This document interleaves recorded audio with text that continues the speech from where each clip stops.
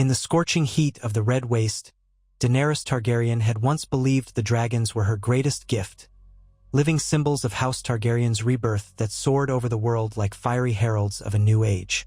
She had walked into Khal Drogo's funeral pyre with 3 lifeless eggs and emerged, unburnt, with the shrieking hatchlings clinging to her.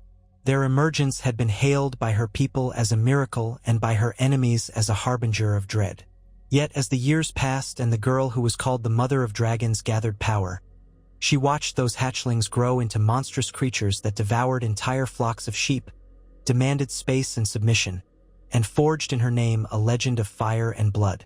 But she also came to understand that dragons, for all their terrifying beauty, could eclipse the careful shaping of alliances and the forging of true trust.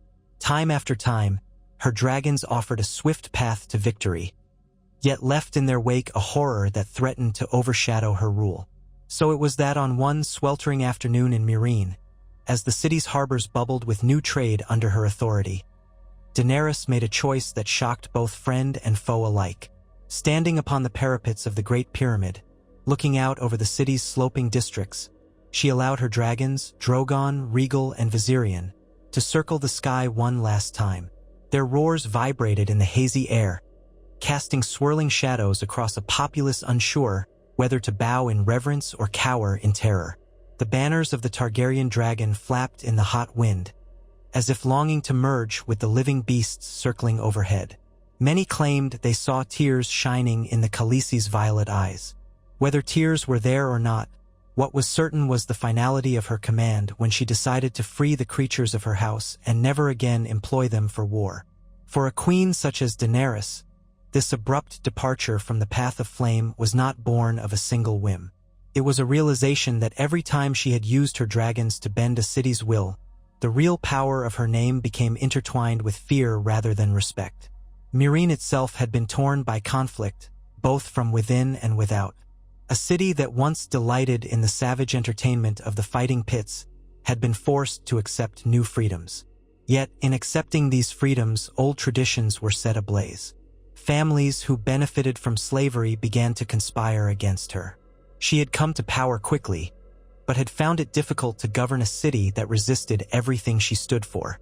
As a child, she had been sold into marriage with a warlord to gain an army. She still bore scars of that time, though some were invisible. She had used her dragons to raise enemy lines, break the siege of Yunkai, and crush threats that rose in her path. But each time, she felt the bond between her and her subjects become tenuous, more subjugation than loyalty. If she wanted to be more than a conqueror, if she wanted to break the wheel of tyranny, then the notion of ruling by pure fear began to choke her. The final straw was the knowledge that, in placing her trust solely in the force of dragons, she would always be precariously close to tyranny herself. She hungered for a just rule. She wanted, with every fiber of her being, to forge a world that honored mercy, fairness, and the bridging of differences through words, not devastation from above. So on that day, she summoned her 3 children in her heart and in her words. She let them know, as only she could, that she was giving them freedom. She took the harrowing step of commanding her Unsullied to remove the chains, the symbolic harnesses, for good, guiding the dragons to the outskirts of the city. Drogon was the least willing to be led, as always, and he swatted at the air, scattering dust and nearly swiping Grey Worm's helm from his head. Viserion and Rhaegal followed him into the deeper deserts. Daenerys watched as the silhouettes of her dragons drifted away. It was said some soared over the Dothraki Sea, others delved into the Red Waste, still others vanished across the Skahazadan River. None could be certain where the 3 siblings took flight, but all who served the Queen of Meereen knew that from this day onward, their queen would rely on diplomacy rather than the threat of dragonfire. Some in her council whispered that this decision was madness. Others, sensing an opportunity for peace, dared to hope it would mend the scars left by war. Tyrion Lannister, once a stranger to her court and now her hand, looked on with measuring eyes. He had known the destructive power of dragons from old stories of the Targaryen conquests. He had also seen how Daenerys spoke of liberation and justice, how she refused to let the illusions of tradition subdue her moral compass. He accepted her choice, though with caution. Missandei stood respectfully, her posture poised and face serene, but inwardly she was anxious. She had seen how quickly enemies could rise when the queen's iron fist seemed to soften. Ser Barristan Selmy, proud knight of the Kingsguard and sworn to House Targaryen, loyally bowed to Daenerys but prayed under his breath for the safety of the queen, who now walked a far more dangerous political path. In the weeks that followed, Meereen rumbled like a roiling pot about to boil over. The Sons of the Harpy, those masked rebels who lurked in dark alleyways, found fresh courage in the queen's decision.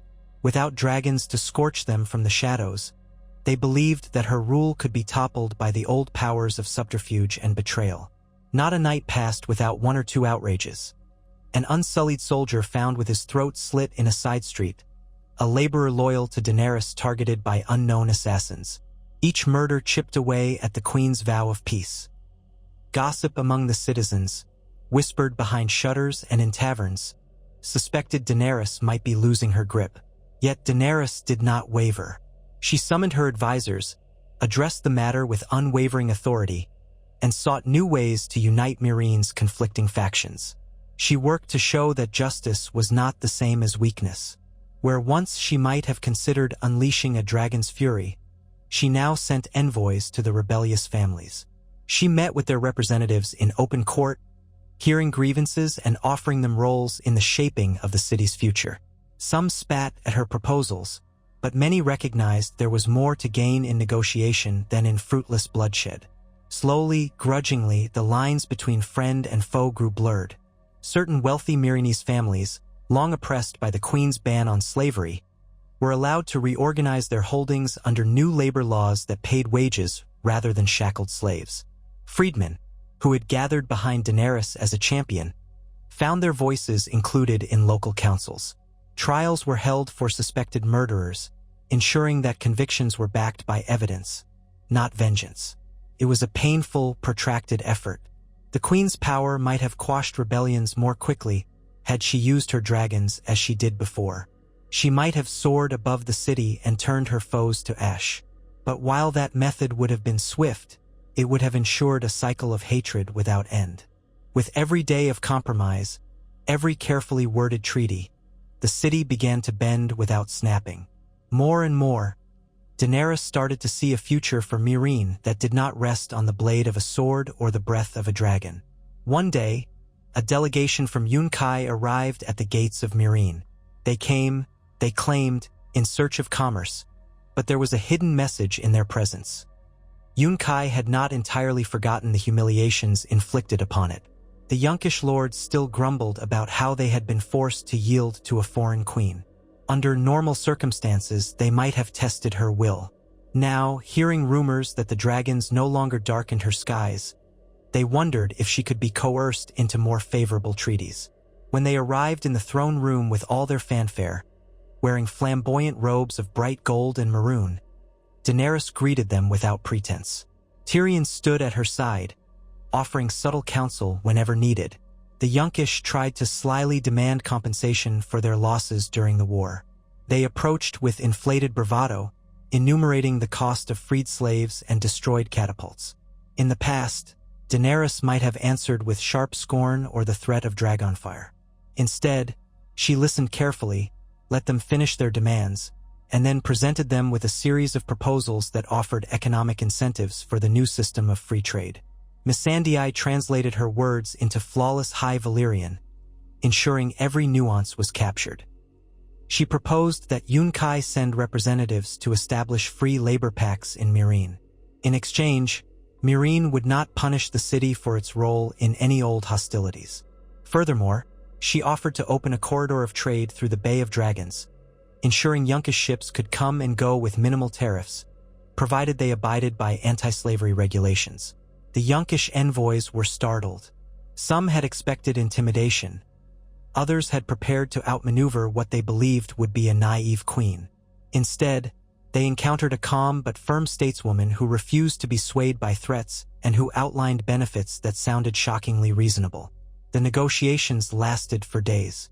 By the time they departed, they had not fully agreed to everything, but they took with them a sense of respect for this queen who claimed she wanted peace and prosperity, not subjugation. After they left, Daenerys conferred with Tyrion in the quiet of her audience chamber. The dwarf sipped his wine and raised an eyebrow at the queen. She, in turn, gazed out at the flickering torches that illuminated the mosaic floors, her gaze thoughtful. She confessed to him that she worried whether she had conceded too much. Tyrion responded that diplomacy was always a precarious dance. One might lose face in the short term, but if the seeds of cooperation took hold, the long-term gains could dwarf any short-term costs. He reminded her that dragons were a strong card indeed, but playing that card too often burned more than her enemies. It burned the very ground upon which she was trying to build a new world. In time, more visitors arrived. Some from Astapor, who had once hailed Daenerys as a liberator and then collapsed into chaos after her departure. Those who came spoke of re-establishing trade, securing their borders from raiders, and how the Freedmen's Council of Astapor had struggled to maintain stability. They complained about bandits and roving sellswords who found easy prey in the power vacuum. Again, Daenerys faced the temptation to send armed hosts to solve the problem with might.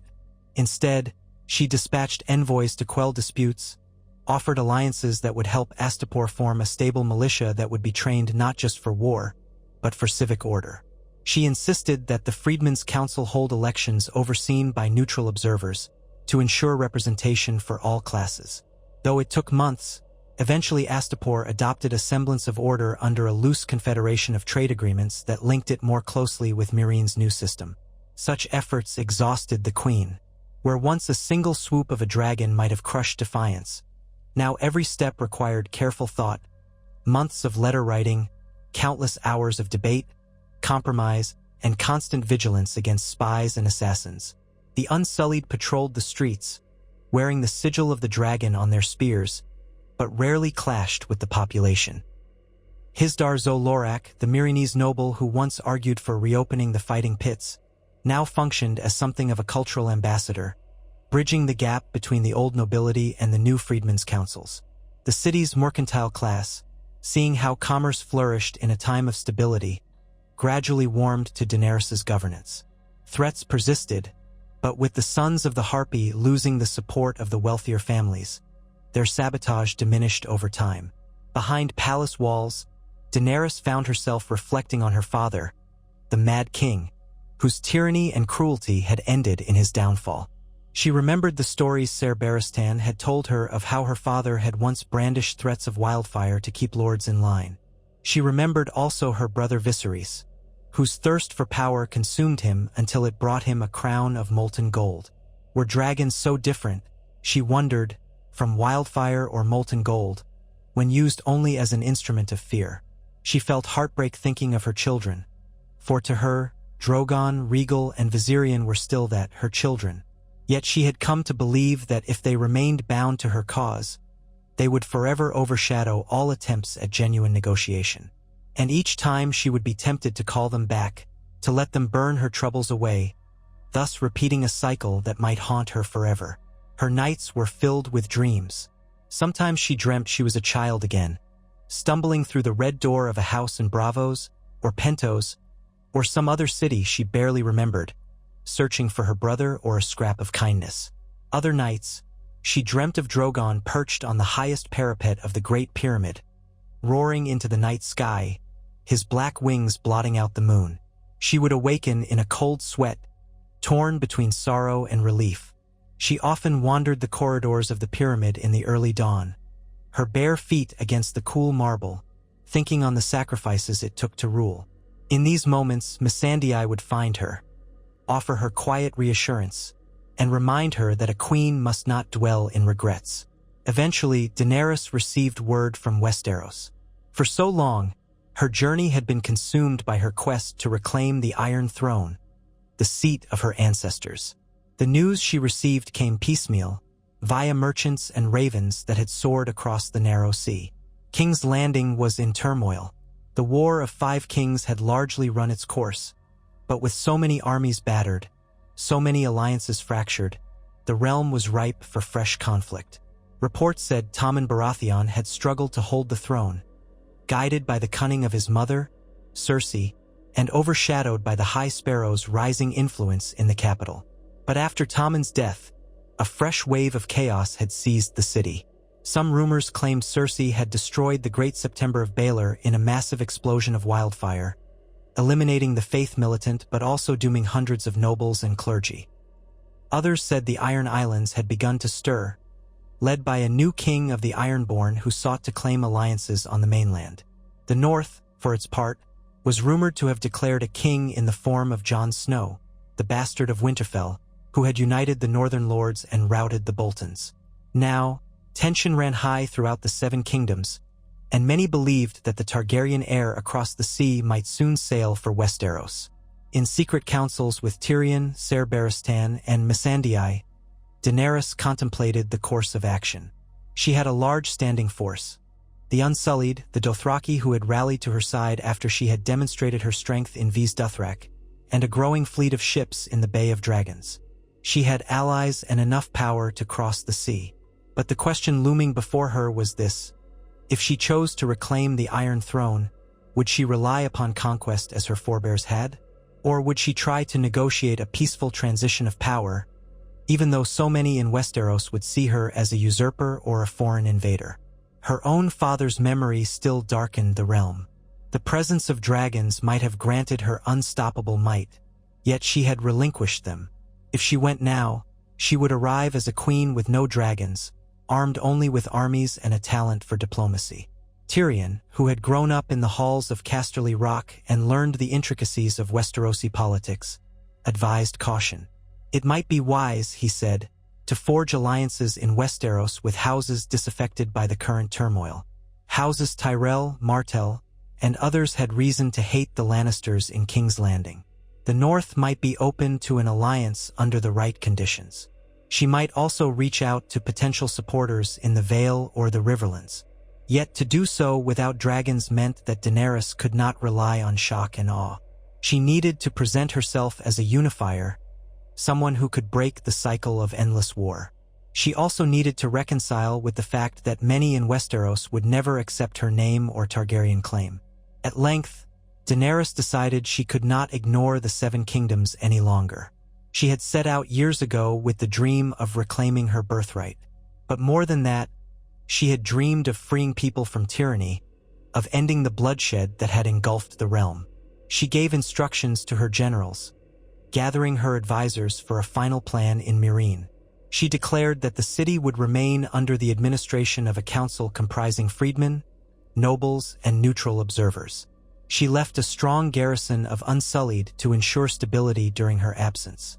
For those who feared that she would depart and plunge the city back into chaos, she assured them that Meereen's prosperity now relied not on her personal presence or dragons, but on the structures of governance she had worked so hard to put in place.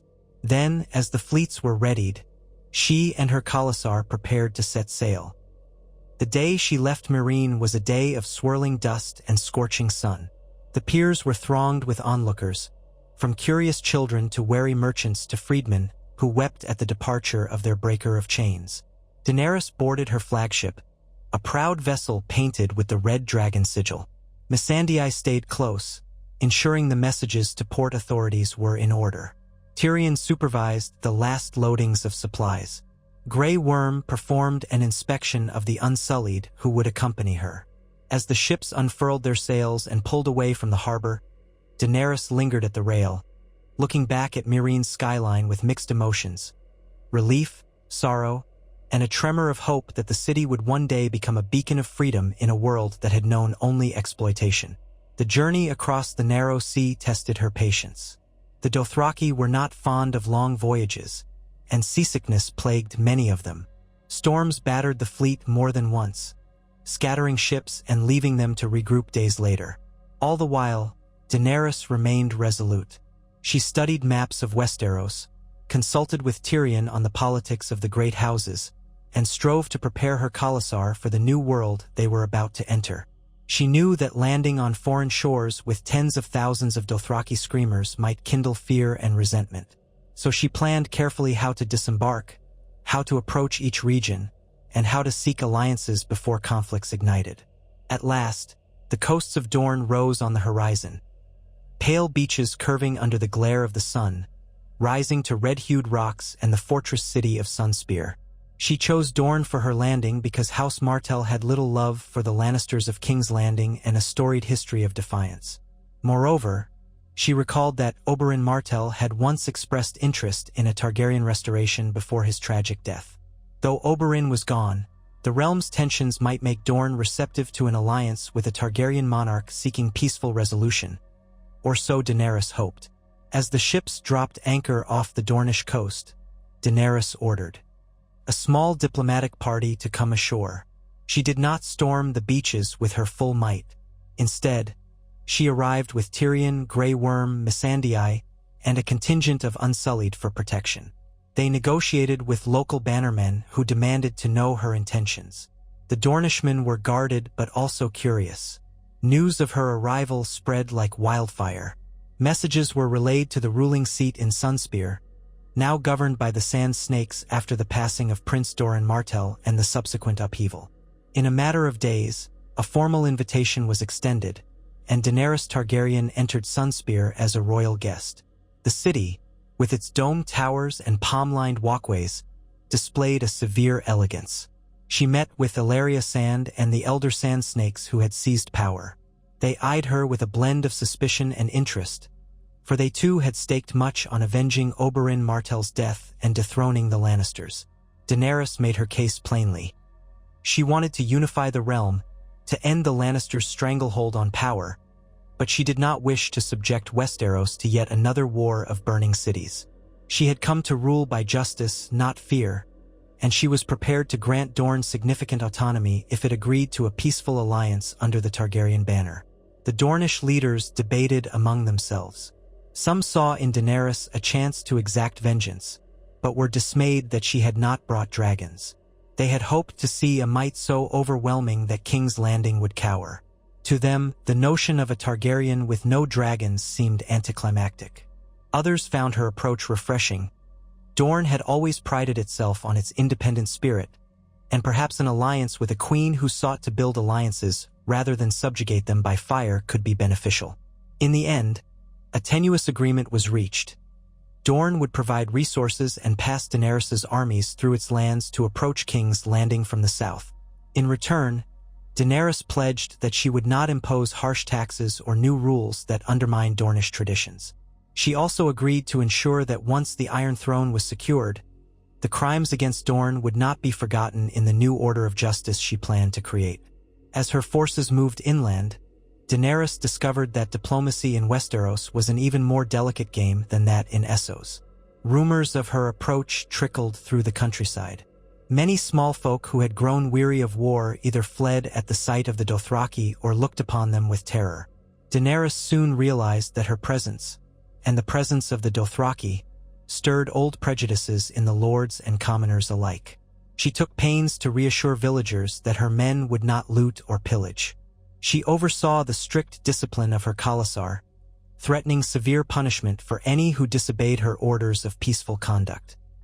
The Unsullied, unshakable in their obedience, set an example of order, and slowly, tentatively, some communities began to trade with the Queen's traveling army, selling food and supplies rather than facing raids.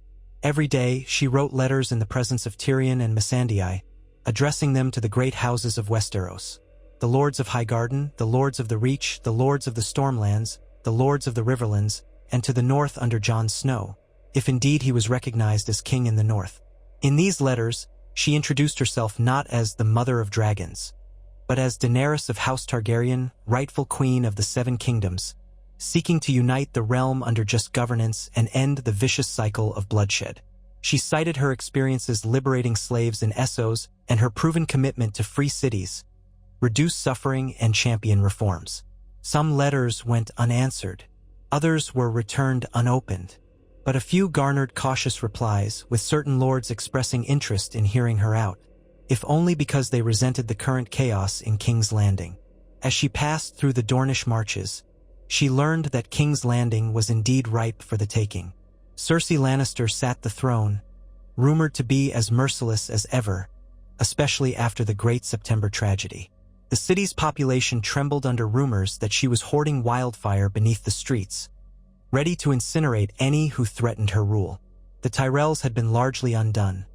Marjorie and Loras dead in the Seps explosion, Mace Tyrell vanished or locked away, and Olenna Tyrell rumored to be forging alliances of her own to avenge her family. The realm was fracturing into near anarchy. Daenerys realized that if she marched straight to King's Landing, she could face a brutal siege. Even if her armies outnumbered the Lannisters, the potential cost in civilian lives would be horrendous. Moreover, without dragons, she could not simply storm the walls or set the Red Keep ablaze. She resolved to try a different tactic. She sent envoys into the Crownlands, explaining to the local lords that she did not seek to raise the capital, but to free it from a ruler who had shown little regard for the welfare of her subjects. She guaranteed that any lord who joined her cause willingly would be spared. She spread word that she was open to a bloodless transition if the city would open its gates. Unsurprisingly, Cersei responded by branding Daenerys a foreign invader and a traitor. She claimed that the Targaryens had once burned King's Landing and would do so again if given the chance.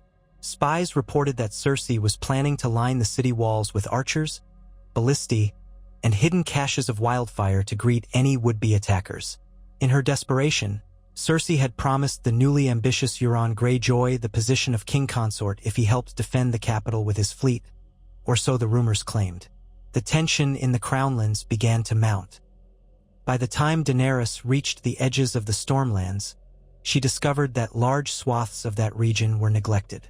Many local lords had turned to brigandage or petty feuds, so she made camp near the ruins of Summerhall, a Targaryen stronghold destroyed long ago, wanting both to pay tribute to her lineage and to send out further messages of peace to the inhabitants. Tyrion suggested that she should try to reach out to any loyalists who still remembered the days of good King Aegon V. She found a few old knights who swore that the Targaryen line, for all its faults, had once protected the realm better than the current occupant of the Iron Throne. These men offered their meager support. She accepted it, hoping that more would follow. During these nights, she continued to be troubled by dreams of her dragons. Sometimes she dreamt of Drogon, returning to find her banners raised over a kingdom she had claimed without them. She wondered if they were well, if they had found new lairs. Though she received no direct news, she occasionally heard rumors of large winged shadows in the skies over the Red Waste, or sightings of a scaled beast near some desert city. She neither confirmed nor dismissed these rumors, silently wrestling with her longing to see her children again. She reminded herself that she had chosen this path for the sake of something larger than her own feelings. Eventually, Daenerys and her retinue advanced northward, skirting the eastern edges of the Reach. She knew she risked crossing paths with Lannister forces still loyal to the crown. Scattered skirmishes erupted as outriders clashed. Still, there was no large-scale engagement yet. The main host of Lannister forces remained near the capital or in the western lands. Meanwhile, she received word that Olenna Tyrell had retreated to Highgarden. Aware that House Tyrell's power had suffered a mortal blow, Daenerys considered traveling there to seek an alliance. The Reacher lords might still rally around the Tyrell name if given hope. Eventually, she sent an envoy. Olenna Tyrell, embittered by the deaths of her son and grandchildren, agreed to meet Daenerys on the condition that the queen would come personally and unarmed. Against the cautious advice of Grey Worm, Daenerys complied. She rode to a carefully chosen site, an old orchard near Horn Hill, with a small escort. There, at midday, she found Olenna Tyrell waiting, surrounded by a dozen guards. The old matriarch had aged drastically since the last time Tyrion had seen her, her once piercing eyes dimmed by grief, but still possessing a sharp tongue and cunning mind. She spoke plainly, insulting the Lannisters and cursing Cersei for her cruelty. Daenerys offered Olenna a path to vengeance, a united front against King's Landing that would dethrone Cersei once and for all. Yet, Daenerys' approach did not revolve around stoking vengeance alone. She also promised that in her new realm, the Tyrells would be given a chance to rebuild and that the small folk of the Reach would receive the stability they so desperately needed. Olenna was not moved by talk of mercy. Her heart burned for retribution. But after some hours of debate, She agreed to add what remained of House Tyrell's support to Daenerys' cause, if only to see Cersei undone. Word of this alliance spread like ripples in a pond. Other lords of the Reach, who had grown uncertain of their allegiances, began to consider Daenerys more seriously. Some who had remained neutral for fear of retribution from the crown now quietly declared for the Targaryen queen. Small concentrations of Lannister loyalists in the region either withdrew or threatened to stand their ground. Daenerys, continuing her vow to avoid needless bloodshed, sent them messages offering a chance to lay down arms without punishment. A few lords accepted, others refused. Minor battles broke out, though they were far less catastrophic than the open-field battles of previous wars. In each engagement, the Unsullied displayed their discipline, and the Dothraki took to cavalry charges with terrifying skill.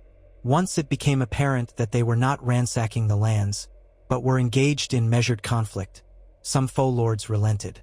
Still, not all accepted peace. Ser Randall Tarly, a proud man with a reputation as one of the best generals in the Reach, defied Daenerys' entreaties. He viewed her as a foreign invader, no matter her lineage. He mustered forces loyal to House Tarly and prepared to make a stand.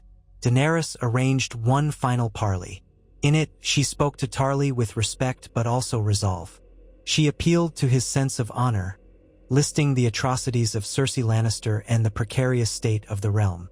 She asked him to consider what was best for the people of the Reach. Tarly refused.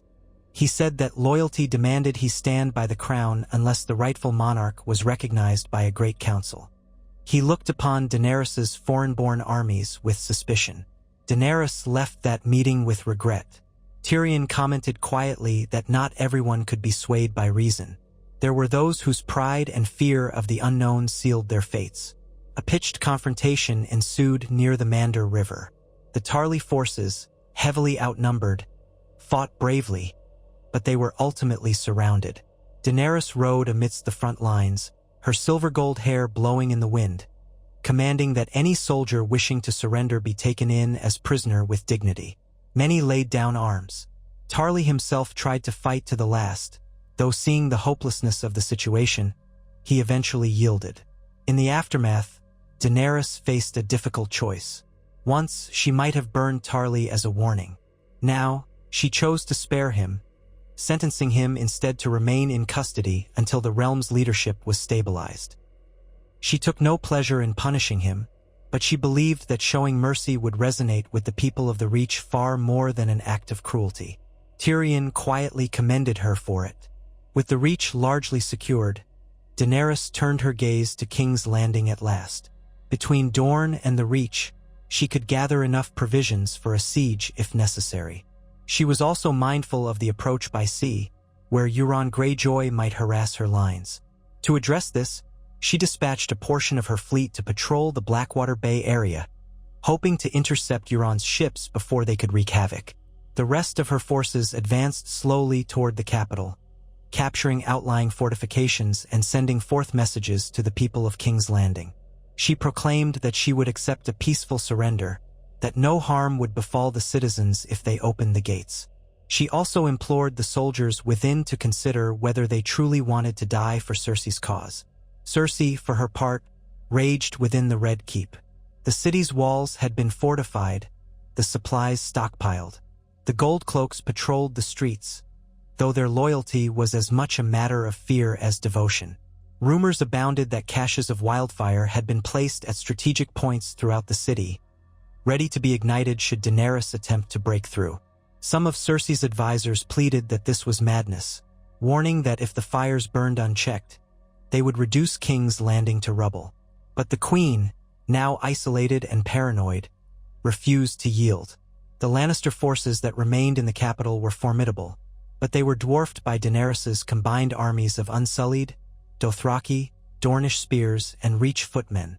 When Daenerys' host finally reached the gates of King's Landing, the tension was palpable across the entire city. The gates were shut, the ramparts manned by archers. Along the horizon, the capital's massive walls loomed, scarred by previous conflicts but still imposing. The Targaryen queen did not launch an immediate assault. Instead, she set her troops in a wide encirclement, establishing camp where she could send out final pleas for a peaceful resolution. She sent envoys to parley, offering Cersei safe passage if she agreed to abdicate and stand trial for her crimes.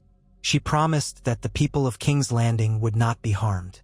In the streets, small folk cowered, uncertain whether to fear the rumored foreign queen or to hate their own ruler who had proven she cared little for their suffering. For several days, the two sides stalemated. Minor skirmishes flared around the outskirts, but Daenerys refused to commit to a full-scale attack.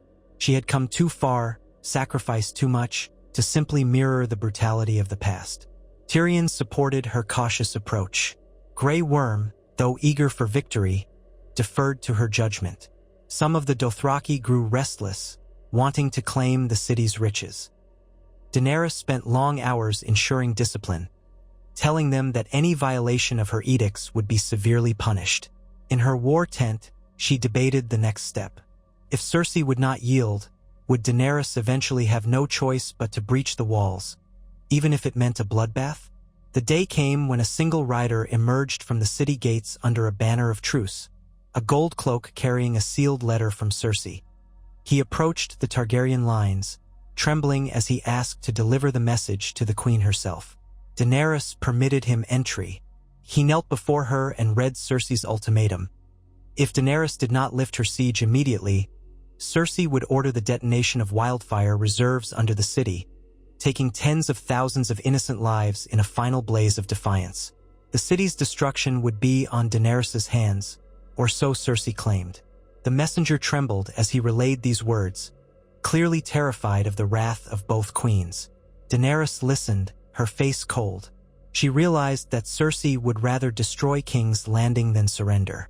Time slowed in her mind.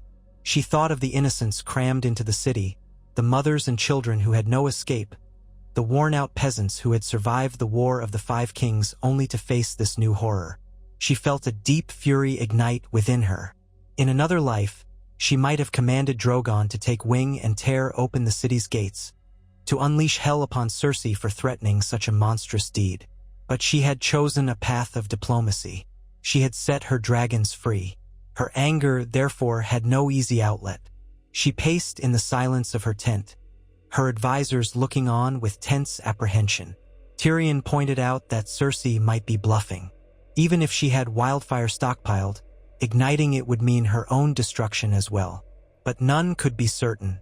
Tyrion, after all, remembered the last time wildfire was used to catastrophic effect in the Battle of the Blackwater.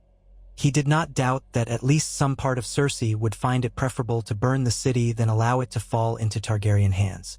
Faced with this moral quandary, Daenerys composed one final letter to Cersei, inviting her to meet on neutral ground outside the city walls to discuss an alternative. She sent it with the gold cloak, warning that any attempt to harm the messenger or unleash wildfire in the interim would be considered a crime against the realm. Shockingly, Cersei responded that she would send an emissary to hear Daenerys' terms, but she herself would not step beyond the city's gates. Thus, a meeting was arranged near the ruins of a sept destroyed in the earlier conflict, a blasted churchyard of rubble. There, Daenerys arrived with a guard of Unsullied, while Cersei's party appeared with a contingent of heavily armed Lannister men. In Cersei's place was Qyburn, the pale former maester whose eyes glinted with cold intelligence. He listened to Daenerys' pleas for a peaceful evacuation of the city's small folk if Cersei insisted on rejecting a peaceful transfer of power. Daenerys offered to allow any loyalist soldiers to depart unharmed, to lay down their arms, rather than face a siege. She declared that she did not wish to be a Queen of Ash, nor did she want to see King's Landing destroyed. Qyburn, speaking with that soft, clinical tone of his, politely replied that the Queen in the Red Keep had no intention of surrender. He repeated that if Daenerys did not withdraw her forces, the city's doom would be on Daenerys' head. No mention was made of the small folk's safe passage.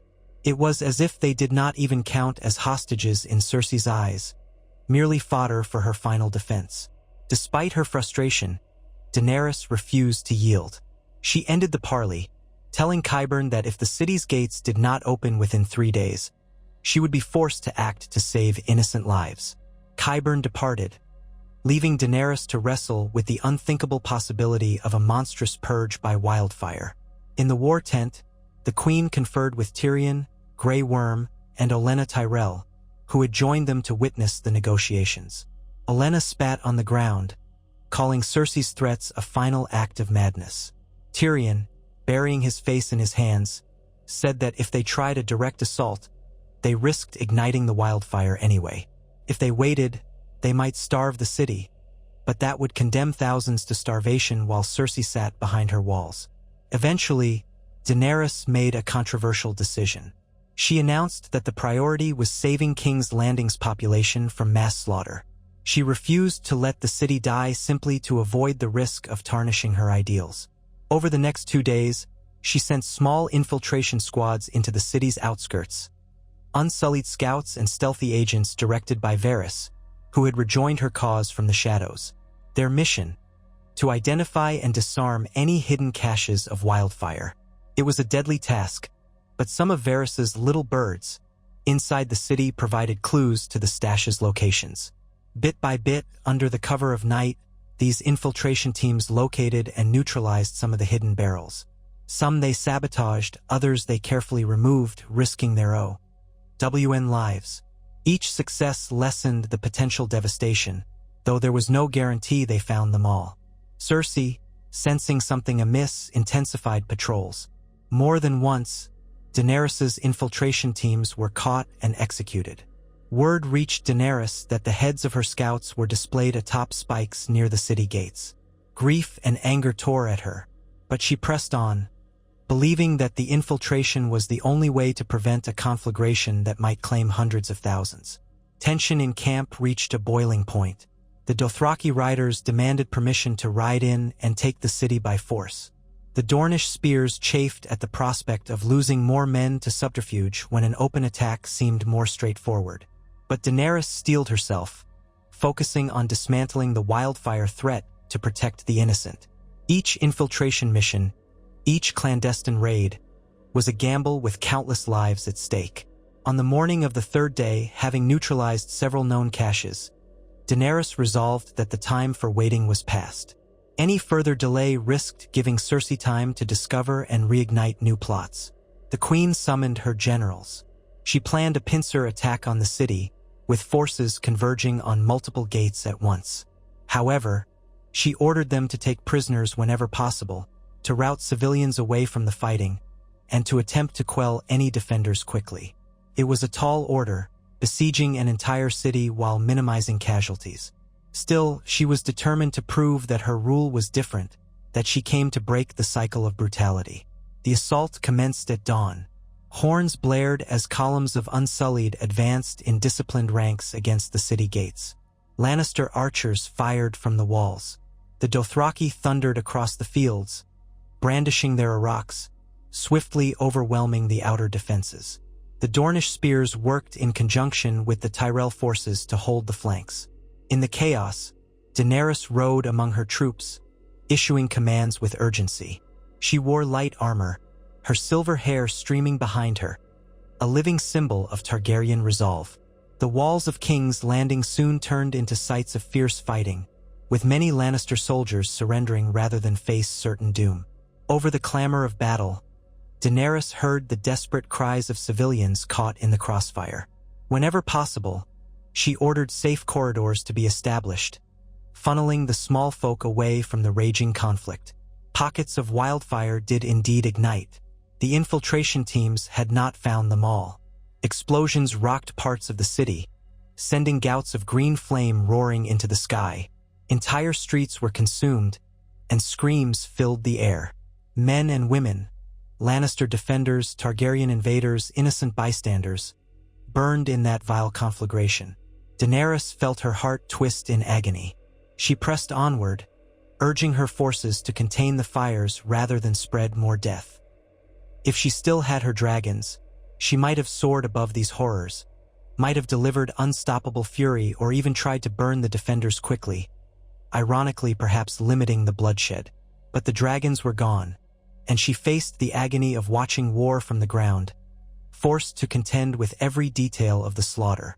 Gradually, the city's defenses buckled.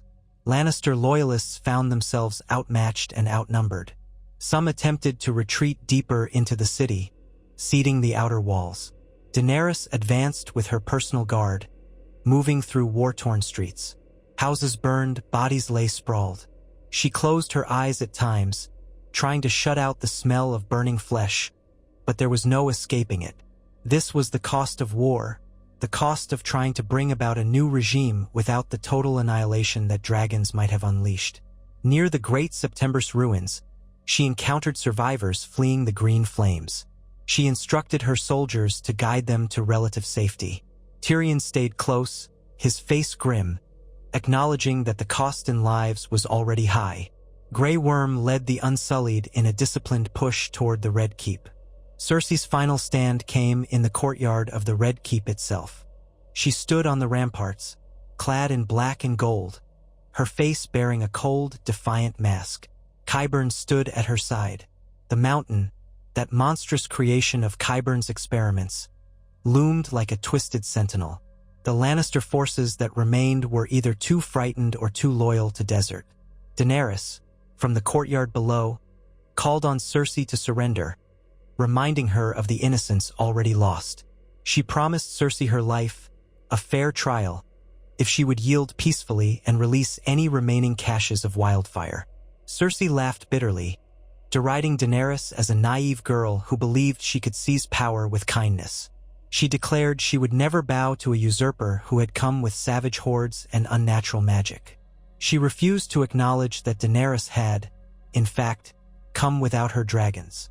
A standoff ensued, with bows drawn and swords at the ready on both sides. Daenerys asked Tyrion to try one last time. Perhaps her hand could reach his sister's heart. Tyrion approached, voice echoing across the courtyard, reminding Cersei that her children were gone, that the city lay in ruins, and that she had nothing left to gain by further slaughter.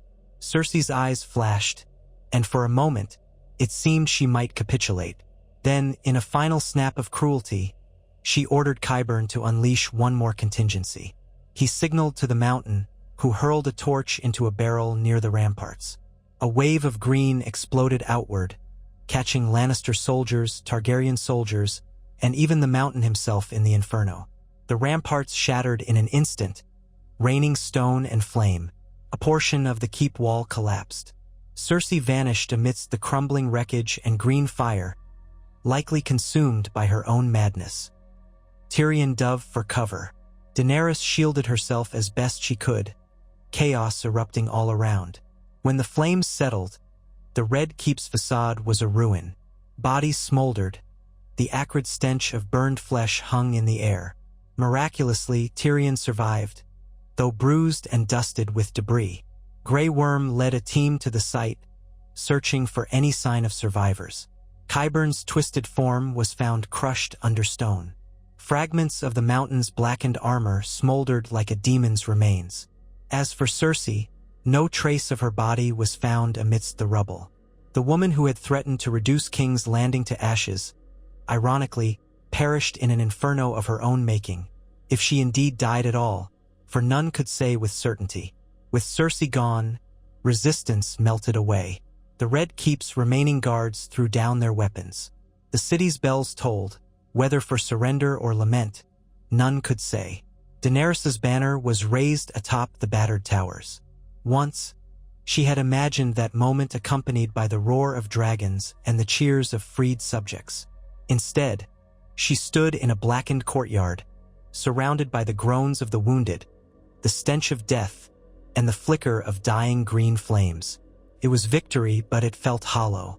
In the days and weeks that followed, Daenerys moved swiftly to restore order in the capital. She ordered the city's wells purified, the rubble cleared, and the homeless housed in temporary camps. She poured resources into caring for the wounded. The Red Keep itself was badly damaged. Reconstruction would take months, if not years. She appointed a provisional council: Tyrion, Olenna Tyrell, representatives from Dorne, some neutral lords from the Crownlands, to oversee the city's governance until a more permanent structure could be established. She sent messages to the other regions, informing them that King's Landing had fallen, that Cersei was presumably dead, and that the realm now had a new monarch. She did not hold a lavish coronation. It would have felt obscene amidst the devastation. Instead, her ascension was a quiet affair, officiated by whatever septons remained. The realm's lords began to arrive or send envoys, some swearing fealty, others angling for favorable terms. Daenerys met with them in the half-ruined throne room, where the Iron Throne was coated in dust and soot, a relic of the city's violent past. She heard their pleas, offered them compromises, and insisted that no region would be forced into subjugation without the promise of fair governance. In her first acts as queen, she issued decrees aimed at protecting the peasants from undue taxation, limiting the abuses of feudal law, and beginning the reconstruction of war-torn areas. She recognized that these changes would not happen overnight. She also recognized that many lords would balk at them, but she believed that if she could steer the realm toward a more just future, perhaps the horrors of war would not have been in vain. In the north, Jon Snow, who had been declared king, was at first reluctant to bend the knee. He had just fought a war to wrest the north from the Bolton tyranny, and his people were wary of a new southern ruler. But Jon also recognized that Daenerys' approach to power was markedly different from that of previous Targaryens. Reports of her measured campaign, her attempts to minimize bloodshed, and her willingness to engage in negotiations intrigued him. After an exchange of ravens, Jon agreed to meet the new queen in King's Landing to discuss the future of the realm. In a twist of fate that Daenerys could not have foreseen, the news from the north included rumors of an otherworldly threat rising beyond the wall. If these rumors were true, the conflicts between houses in the south might pale in comparison to the dangers beyond. Thus, Daenerys awaited Jon's arrival, prepared to forge yet another alliance, this time not for the sake of conquest but for the survival of the entire realm. Her armies, battered but victorious, could still be mobilized. The Dothraki, unsettled by city life, camped in the fields outside the gates. The Unsullied maintained disciplined patrols within. With Cersei gone and no sign of her living heirs, the Lannister name fell into disarray. Tyrion, though he mourned the twisted path his family had taken, did not weep for the sister who had threatened so many lives. Jaime Lannister's fate remained unknown, as it was rumored he had vanished from the capital before the siege, perhaps never to return. Every step Daenerys took in those days underscored the truth she had discovered in Meereen. Ruling by diplomacy alone was not easy. It required constant negotiation, constant vigilance, and an acceptance that one could not simply incinerate problems to make them vanish. It required a willingness to see humanity in one's adversaries, and to hope one's adversaries might see humanity in return.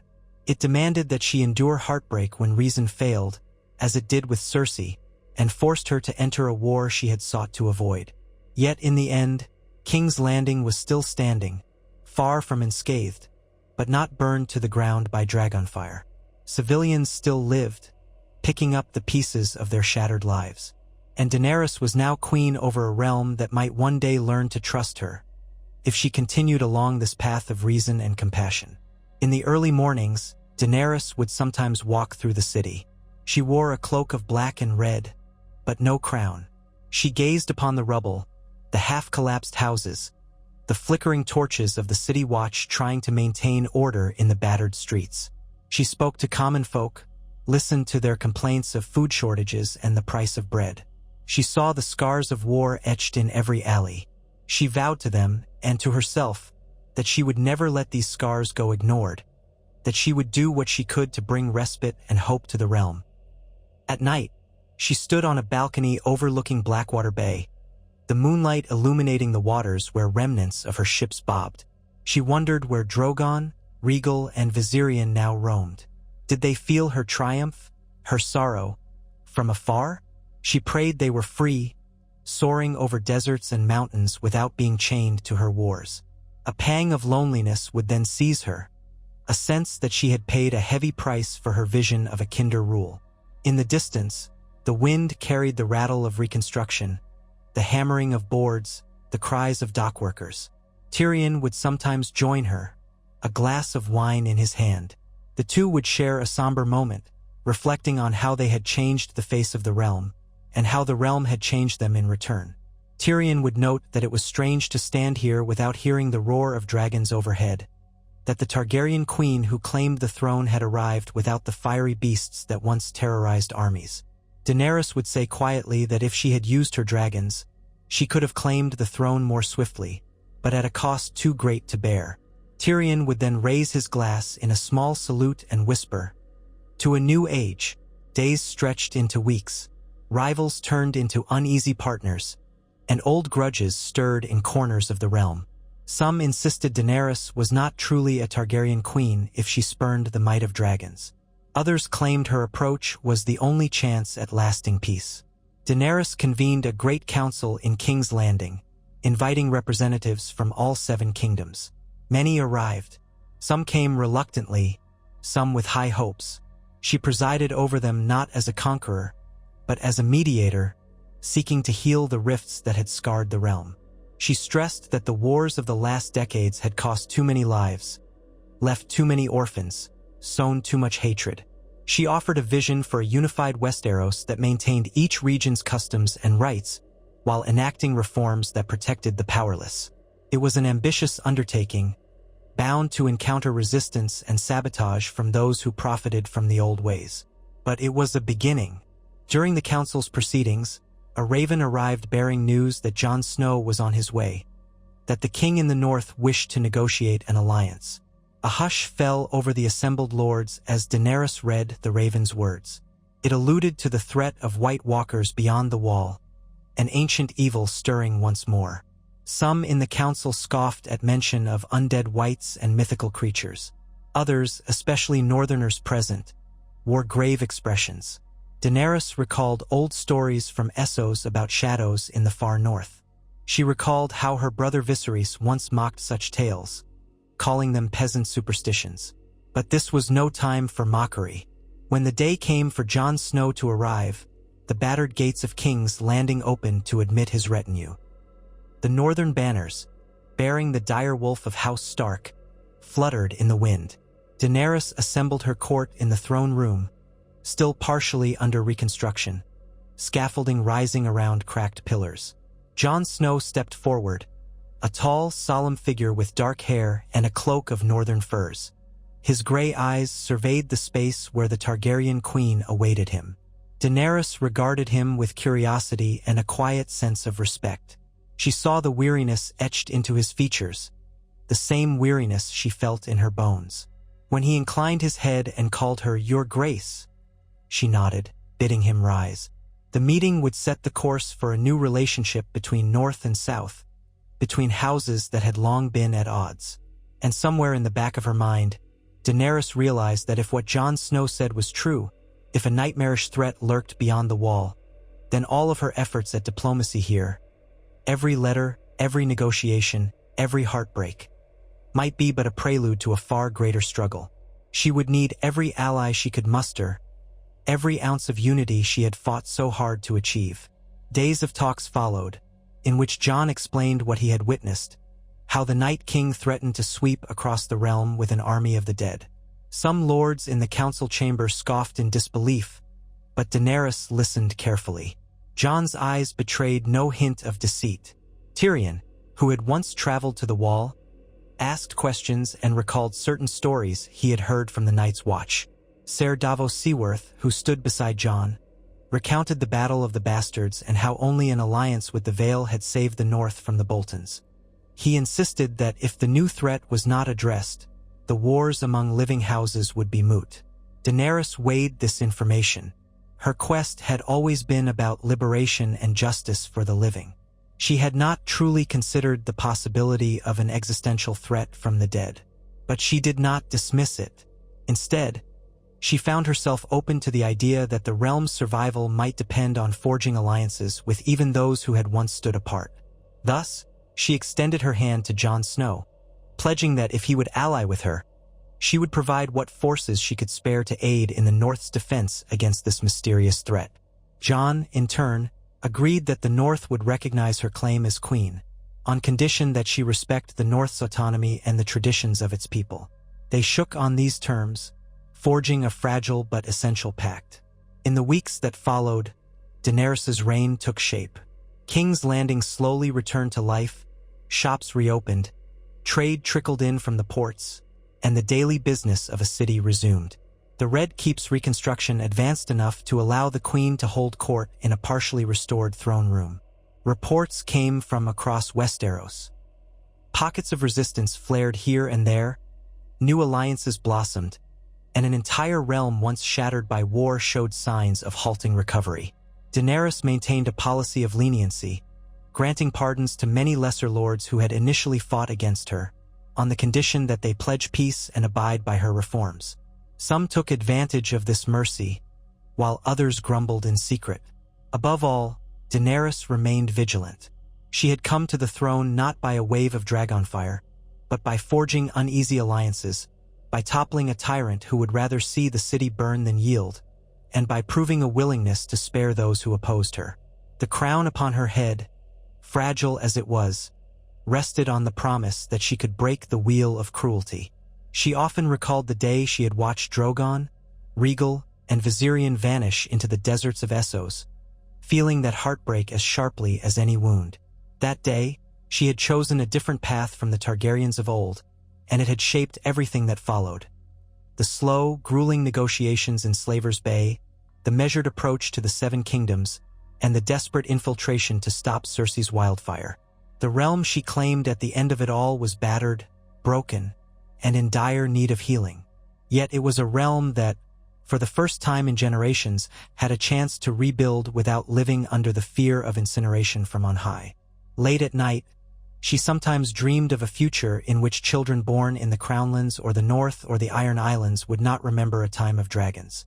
They might remember her name, Daenerys Targaryen, as that of a queen who had come from across the sea to usher in a new era of peace, or perhaps as a foreigner who disrupted the old ways. She did not pretend to know how history would paint her. She only knew she would do everything in her power to guide the realm away from tyranny. And in her dreamscapes, amidst flickers of memory, she saw her dragons flying free in wide skies, no longer weighed by chain or rider, no longer used as instruments of war.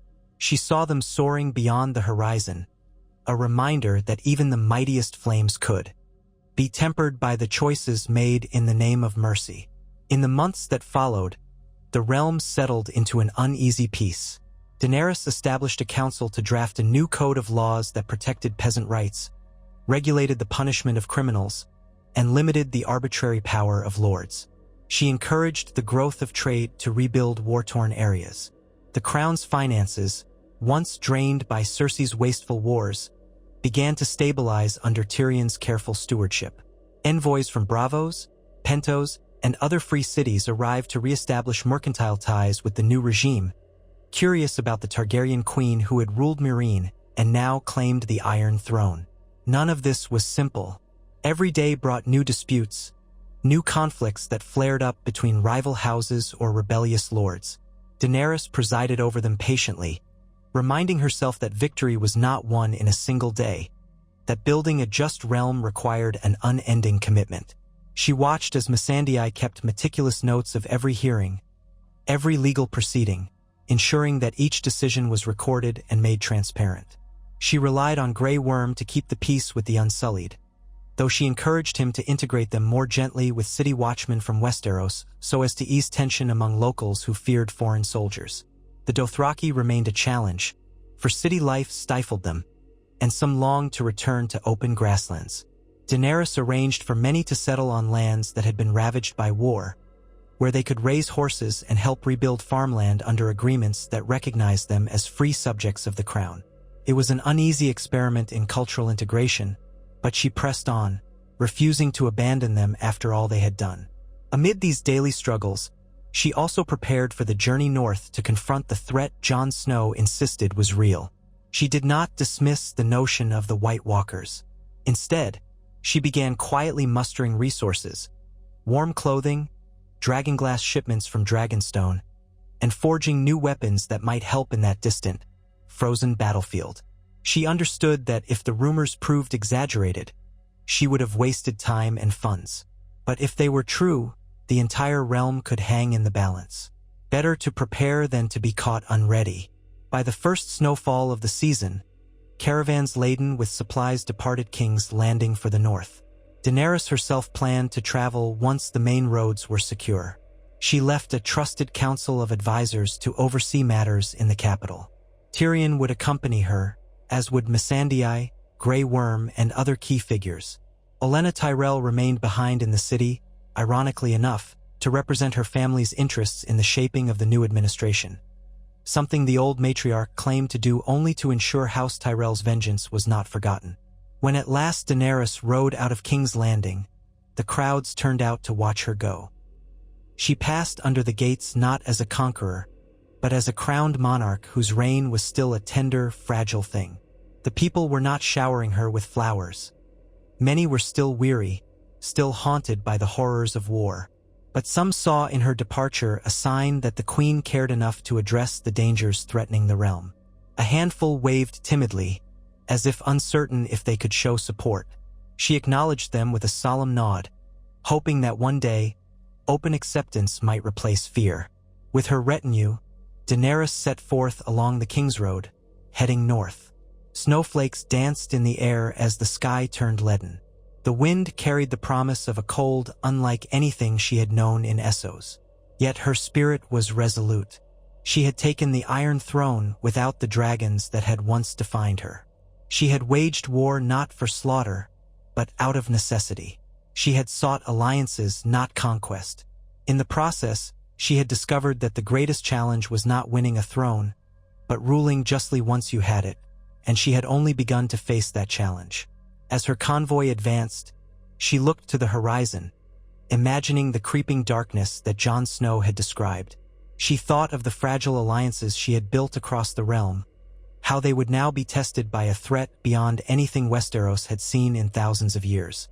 She wondered if her dragons, wherever they were, could sense this looming danger. If in some hidden corner of the world, they felt a stirring in the magic that bound them to the living. She gripped the reins of her horse, steeling herself for whatever lay ahead. Her path was uncertain, the difficulties immense. But Daenerys Targaryen rode forward, determined that if the realm were to face an enemy of all living things, it would face it united. And it would do so with a queen who had chosen to abandon fire and blood as her first resort, embracing instead the far more arduous road of compromise and mercy. She believed, deep in her soul, that if she truly meant to break the wheel, this was the only way. And so she moved on through the falling snow, the promise of a new age following in her wake. Her heart forever torn between the memory of dragons left free in the skies of Essos and the dream of a peaceful kingdom she might yet nurture in the land of her birth.